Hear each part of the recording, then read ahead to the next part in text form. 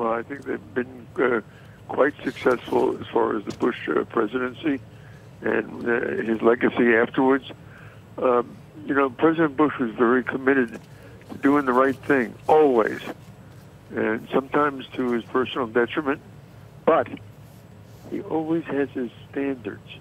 He always had his beliefs, and he was willing to follow through. The idea of doing things just for a campaign were anathema to him.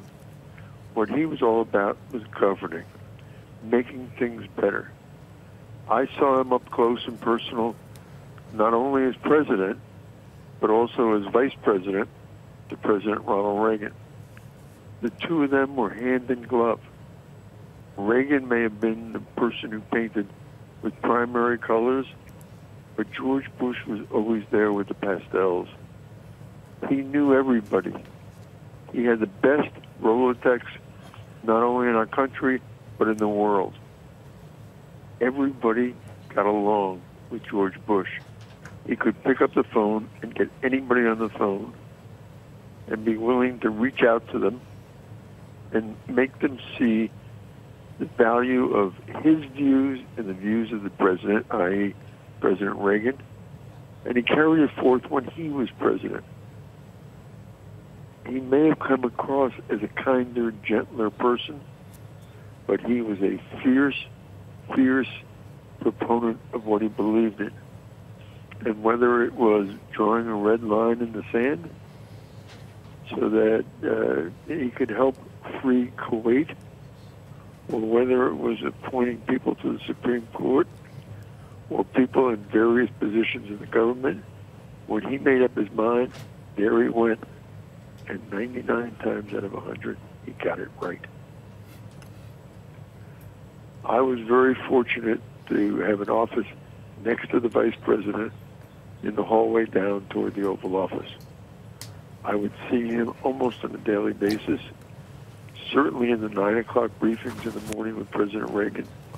When Vice President Bush was in town, he invariably joined those briefings. He asked questions, he probed, he knew what Reagan was thinking and was able to flush it out a little bit more. Ken, your point is... He had a great sense of humor. He's the one person in the world who's ever gotten away with calling me Kenny. And it's not a nickname, but he always referred to him. I got an awful lot of handwritten notes from him.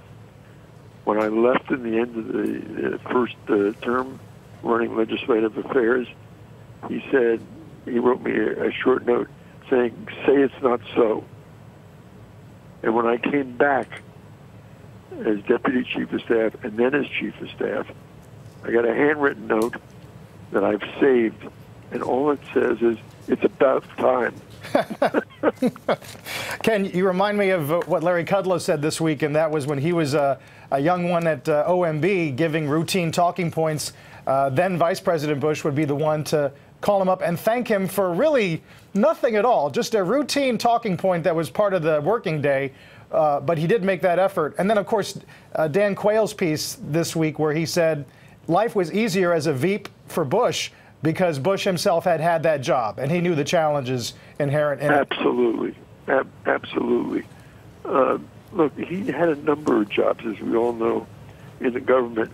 But whether it was CIA director or UN ambassador or the special envoy to Beijing before we had an ambassador in Beijing, he had seen and experienced so much, and he could bring that all to the table, not only as vice president, but more significantly as president of the United States.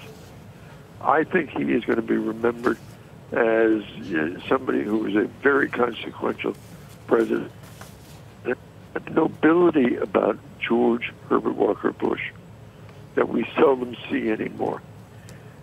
He respected one another with people. He reached out to people. He picked people up when they were down. He always invariably said thank you. He always had that twinkle in his eye. He had some of the corniest jokes in the world that President Reagan used to adore, and we used to all roll our eyes at. But he was a gentleman. Yeah. He kept us all up a level.